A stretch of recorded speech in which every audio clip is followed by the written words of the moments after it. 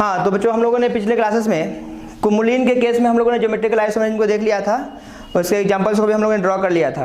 और अब हम लोग अपने अगले ज्योमेट्रिकल आइसोमर को देखते हैं, जो कि साइक्लिक कंपाउंड में देखना है।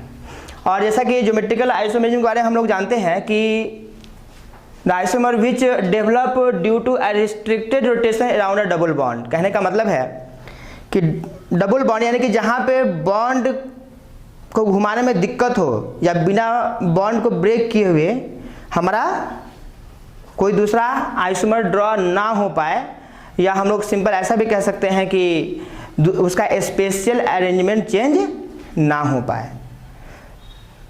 ठीक है, तो जब बॉन्ड को हम लोग ब्रेक करेंगे तो ब्रेक करने के बाद अगर उसका स्पेशियल अरेंजमेंट को चेंज करके एक नया आइसोमर ड्रॉ होता है तो हम कहते हैं क्या कि वो हमारा क्या है ज्योमेट्रिकल आइसोमर है। तो हम लोग अगर साइक्लिक कंपाउंड की बात करें, और एक छोटा सा कंपाउंड हम यहाँ पर अगर इसको दिखाने का प्रयास करते हैं अगर आप लोगों को,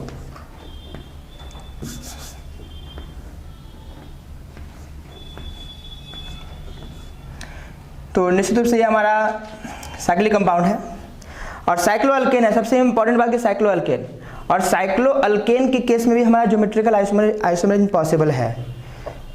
तो आप लोग कहोगे कि सर ज्योमेट्रिकल आइसोमर तो जैसा कि हम लोगों ने कंडीशन को देखा था कि कार्बन कार्बन डबल बॉन्ड, तो कार्बन कार्बन डबल बॉन्ड का मतलब क्या है? मतलब ये है कि वहाँ पर बिना पाई बॉन्ड को ब्रेक किए हुए उसका स्पेशल अरेंजमेंट को चेंज नहीं किया जा सकता था, ये कहने का मतलब है। अच्छा, आप ये बताओ कि क्या यहाँ पर इस बॉन्ड को बिना ब्रेक किए हुए क्या यहाँ पर के एटम का आप स्पेशल अरेंजमेंट को चेंज कर सकते हैं? साइक्लिक कंपाउंड में ध्यान रहे, हर एक कार्बन एक दूसरे के साथ जुड़ा हुआ रहेगा। अब सारा कार्बन एक दूसरे के साथ जुड़ा हुआ है, तो बताइए यहाँ पर आप सोचिए इस बात को कि क्या इस साइक्लिक कंपाउंड के ये जो हमारा कार्बन एटम है इस पर जो दो हमारा एटम या ग्रुप होगा, इसका स्पेशल अरेंजमेंट क्या इस बिना बॉन्ड को ब्रेक किए हुए आप कर पाएंगे, चेंज कर पाएंगे? बिल्कुल भी संभव नहीं है। आप ध्यान से देखिए इस चीज़ को। कहने का मतलब मान लीजिए कि हम यहाँ पर एक H और एक Cl ले लेते हैं, एक H और एक Cl।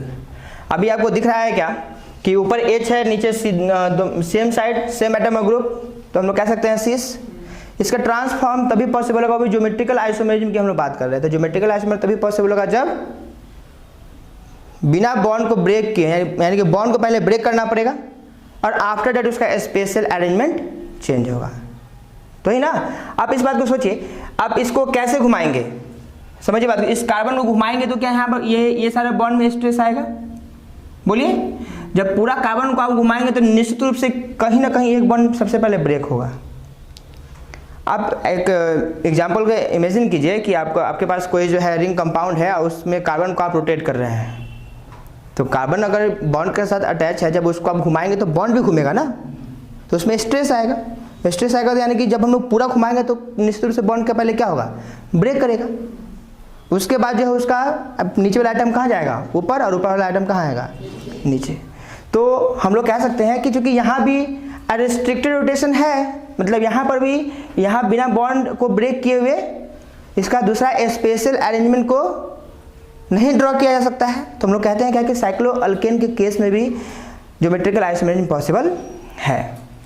तो कहते हैं क्या कि इसका अगर स्पेशल अरेंजमेंट चेंज करना है तो ये क्या, ये इसको हम लोग कह सकते हैं कि सीस फॉर्म है। बोलो, अरे बोल ले भाई। और ये क्या हो जाएगा, एक H और यहाँ Cl कर दे रहे हैं, इसको चेंज कर दिए और इसको जैसे कहते ऐसे छोड़ दिए। अब बताओ ये क्या होगा, ये ट्रांसफॉर्म आएगा। तो एटम के अकॉर्डिंग हम लोग यहाँ पर साइक्लोअल्केन के केस में भी हम लोग ज्योमेट्रिकल आइसोमेरिज्म को देख सकते हैं। तो वहाँ भी वही बात आएगा, सीस या तो ट्रांस। तो आप देखिए और भी एग्जांपल्स।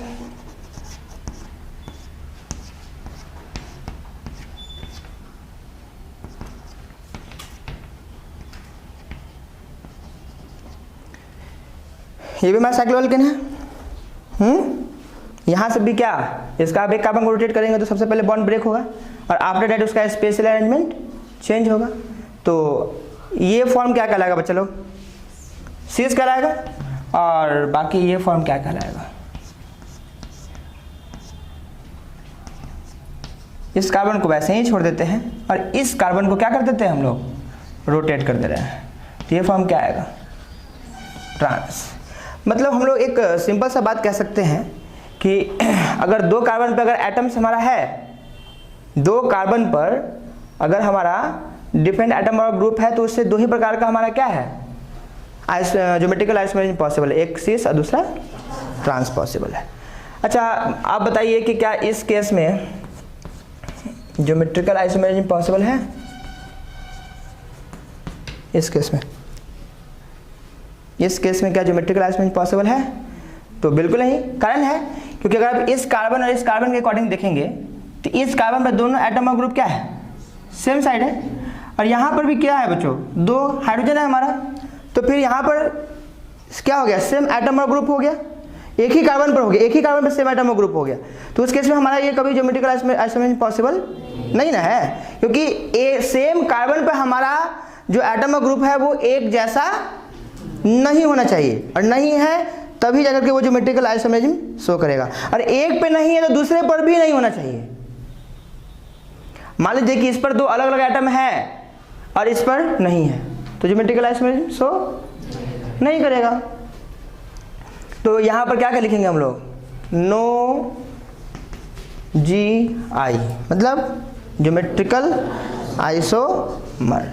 इस तरीके से हम लोग ज्योमेट्रिकल आइसोमरेसिज्म को देख सकते हैं। अब यहाँ जरूरी नहीं है कि एकदम एडजेसेंट एटम पर ही हो, ध्यान रहे, ये भी जरूरी नहीं है कि एकदम हमेशा एडजेसेंट कार्बन पर ही एटम और ग्रुप प्रेजेंट हो सकता है। देखिए इस तरीके से भी इसको हम लोग देख सकते हैं।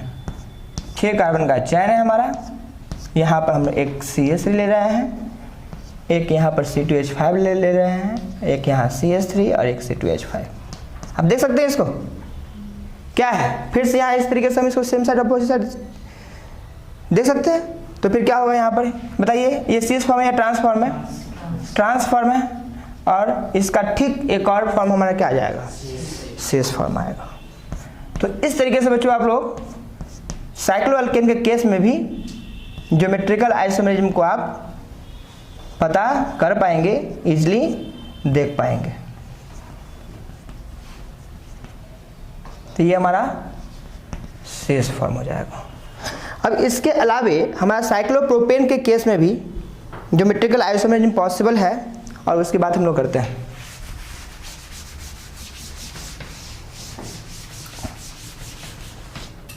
अब देखिए साइक्लोप्रोपेन की बात हम कर रहे हैं। साइक्लोप्रोपेन मतलब ये, अगर सिंपल साइक्लोप्रोपेन है तो उस केस में एक भी ज्योमेट्रिकल आइसोमरेसिज्म पॉसिबल नहीं है। क्या, क्यों? वो इसलिए क्योंकि हम लोग देख रहे हैं क्या कि अगर सब पर हाइड्रोजन एटम ही रहेगा, यहाँ पे 2 हाइड्रोजन एटम, यहाँ पे 2 हाइड्रोजन एटम, यहाँ पे 2 हाइड्रोजन एटम है, बोलो अगर यहाँ पे सब जगह 2 हाइड्रोजन एटम है, यानी कि सारे कार्बन एटम पर तो एक जैसा एटम और ग्रुप है, तो फिर ज्योमेट्रिकल आइसोमरेसिज्म शो नहीं करेगा।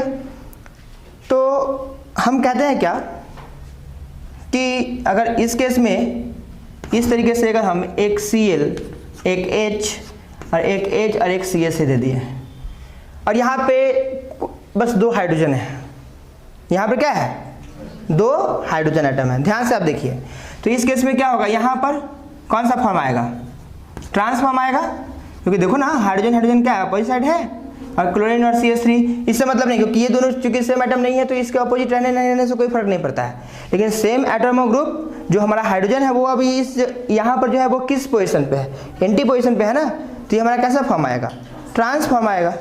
और फिर इसका हम लोग एक और सीस फॉर्म बना सकते हैं। एक और सीस फॉर्म क्या बना सकते हैं, इसका दूसरा सीस फॉर्म हम लोग बना सकते हैं, वो क्या, वो H और Cl और ये क्या, CH3। अब ये जो सीस और ट्रांस आया वो इस कार्बन और इस कार्बन के बीच आया ना, इस कार्बन और इस कार्बन के बीच सीस और ट्रांस। लेकिन अगर इस कार्बन और इस कार्बन के बीच बोलेंगे तो कोई ज्योमेट्रिकल आइसोमरेसिज्म पॉसिबल है क्या, बिल्कुल भी नहीं। वो इसलिए क्योंकि यहाँ पर दोनों हाइड्रोजन एटम है, तो फिर इस कार्बन और इस कार्बन के बीच कोई सीस कोई ट्रांस नहीं, ठीक है।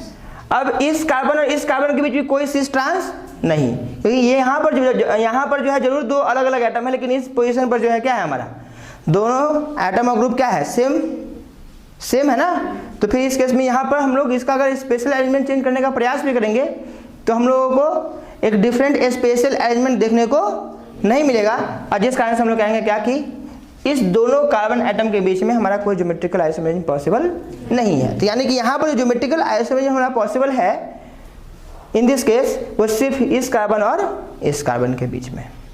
ठीक है, अब देखो ध्यान से, एक चीज हम और बताया कि अगर इस तरीके से एक यहाँ A है, यहाँ भी A है और यहाँ पर B है, अब इस तरह का हमारा कंपाउंड है तो हम कहेंगे कि कितना आइसोमर पॉसिबल है।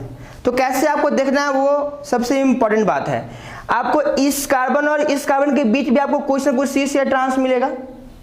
बोलो, इस कार्बन और इस कार्बन के बीच भी आपको cis या ट्रांस मिलेगा और इस कार्बन और इस कार्बन के बीच भी cis या ट्रांस आपको देखने को मिलेगा।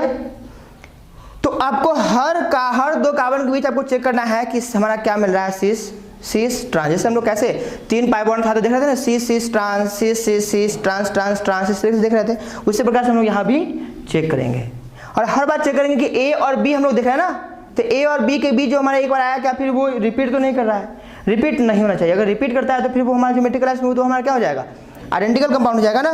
तो हम कहते हैं क्या कि अगर कोई भी हमारा एक जैसा है ना, अगर एक ही कोई साइक्लोप्रोपेन है और उस पर 2 एटम एक जैसा और तीसरा एटम अगर हमारा क्या है, वो पहला 2 एटम से डिफरेंट है, तो हम कहते हैं क्या कि टोटल 3 आइसोमर आपको देखने को मिलेगा। 3 वो खुद से आपको ड्रॉ करने का प्रयास करना है, फिर जहां दिक्कत होगी वहां पर हम आपको गाइड कर देंगे। ठीक है, मैंने बताया आपको कैसे काम क्या करना है। हर एक कार्बन के अकॉर्डिंग आपको क्या चेक करना है, cis trans, cis trans, cis trans.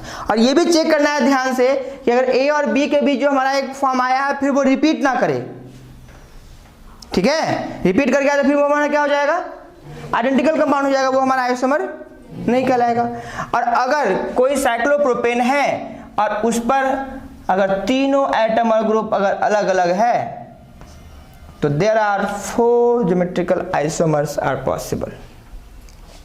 हो सकता है कि आपको इसको ड्रॉ करने में कॉम्प्लिकेशंस आएगा, लेकिन आप लोग ड्रॉ करेंगे, ड्रॉ करने के बाद कहीं ना कहीं कुछ कंक्लूजन आपके दिमाग में आपके सामने निकल के आएगा और फिर आपका कॉन्सेप्ट क्लियर हो जाएगा कि हाँ क्यों 4 ही है।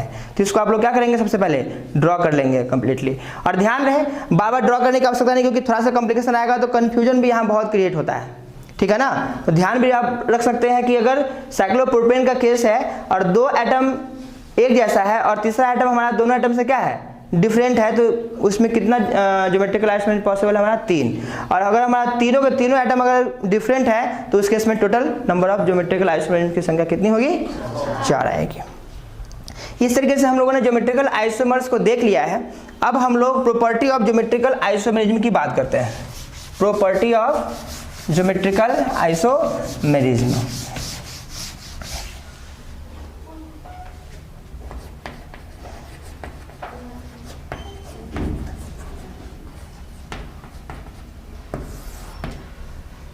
अब ज्योमेट्रिकल आइसोमेरिज्म की क्या क्या प्रॉपर्टी है। सबसे पहला प्रॉपर्टी की बात करते हैं हम लोग, inter conversion around a bond. First,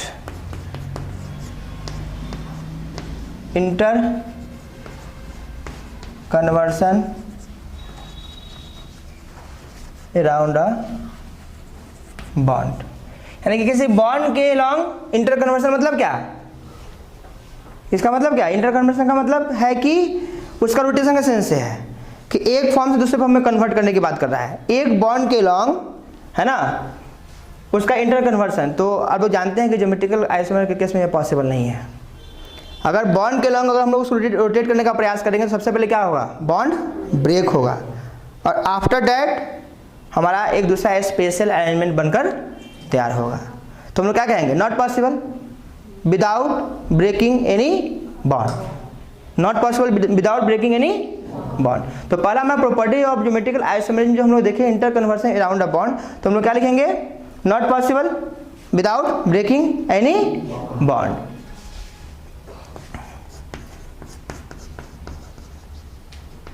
not possible without breaking any bond. ठीक है, और फिर हम लोग इसका अगला प्रॉपर्टी के बारे में बात करते हैं। अगर हम लोग बात करें स्टेबिलिटी का,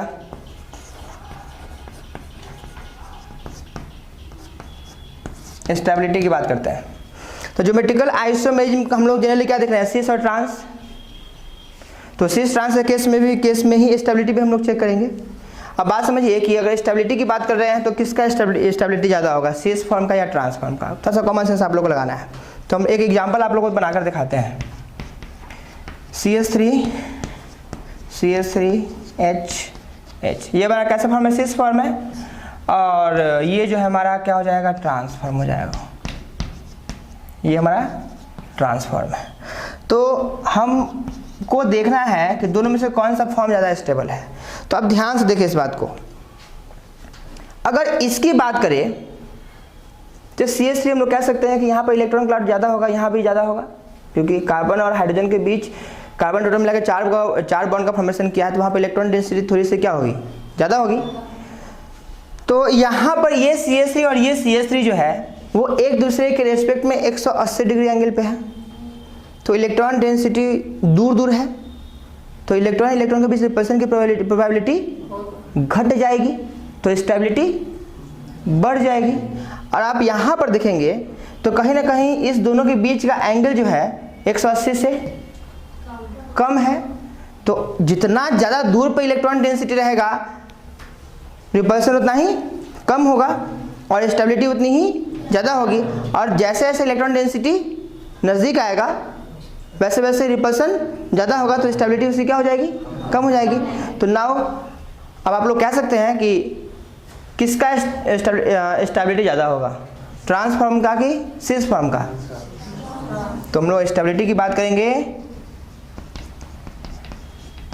तो ट्रांस ग्रेटर देन सिस, ठीक है। हम लोग बात कर लेते हैं इसके बाद मेल्टिंग पॉइंट का, ठीक है। तो melting point directly proportional to stability होता है। Melting point directly proportional to stability. तो आप लोगों को समझ में आ रहा है कि melting point directly proportional to stability होगा तो melting point of cis isomer is greater than that of, sorry, melting point is directly proportional to stability of compound. इसका मतलब है कि cis isomer sorry trans isomer का जो है melting point ज़्यादा होगा इन कंपेरिजन टू सिस, है ना। तो मेल्टिंग पॉइंट के बारे में बात करें और ज्योमेट्रिकल हम लोग किसका देख रहे हैं, ये मेल्टिंग पॉइंट प्रॉपर्टी किसका देख रहे हैं, ज्योमेट्रिकल आइसोमर का ना। तो सिस ट्रांस के ही हम लोग फॉर्म में देखेंगे ना। तो लिखेंगे हम लोग कि melting point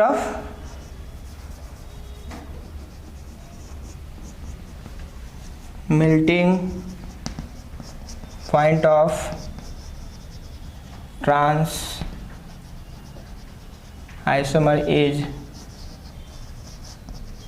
greater than that of what, cis isomer, ठीक है। इसके बाद हम लोग बात करते हैं बॉइलिंग पॉइंट का।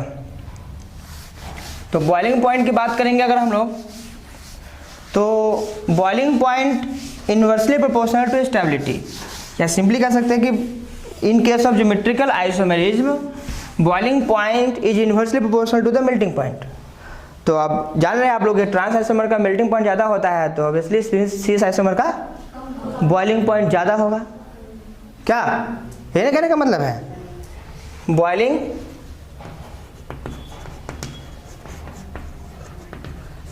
पॉइंट, ये हमारा 4th नंबर फैक्टर है ना।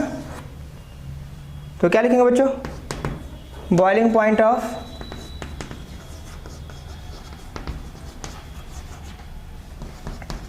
cis isomer is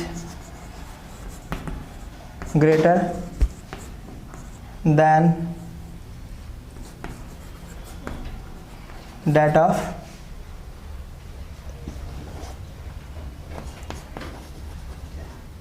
trans isomer। Finally हम लोग डायपोल मोमेंट की बात करते हैं। डायपोल मोमेंट, डायपोल मोमेंट को आप लोगों ने 11th क्लासेस में पढ़ा है क्या। तो हम लोग जानते हैं कि जैसे जैसे एंगल का वैल्यू कम होता है वैसे वैसे डायपोल मोमेंट का वैल्यू क्या होता है, बढ़ता है घटता है। म्यू आर मैक्स और म्यू आर मिनिमम हम लोगों ने देखा था।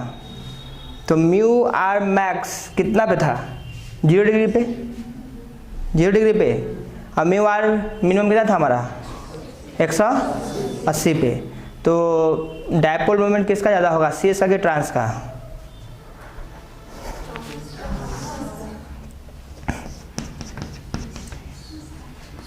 भगवान तुम लोग का भला करे भाई।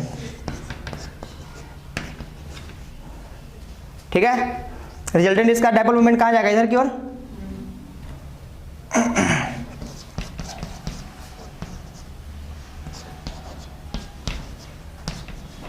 इसका डायपोल मोमेंट इधर, इसका डायपोल मोमेंट इधर, कैंसिल आउट हो जाएगा। इसका तो म्यू का लेके आओ 0, और ये mu does not equals to 0। 180 degree angle पे है तो फिर ये दोनों दूसरे को बैलेंस कर लेगा ना। हाँ, तो फिर हम क्या कर सकते हैं कि फिर यहाँ पर म्यू तो 0 के बराबर होगा, लेकिन यहाँ पर 180 डिग्री एंगल पे है क्या, दोनों 180 पे है। जब 180 पे नहीं है तो फिर हम लोग क्या कहेंगे कि mu does not equals to 0। तो किसका म्यू ज़्यादा होगा, mu C is greater than mu trans. इस तरीके से हम लोगों ने अपने ज्योमेट्रिकल आइसोमेरिज्म को कंप्लीट कर लिया है। और अब हम लोग अपने अगले लेक्चर में ऑप्टिकल आइसोमेरिज्म के बारे में बात करेंगे। तो आज के लिए इतना ही, थैंक यू।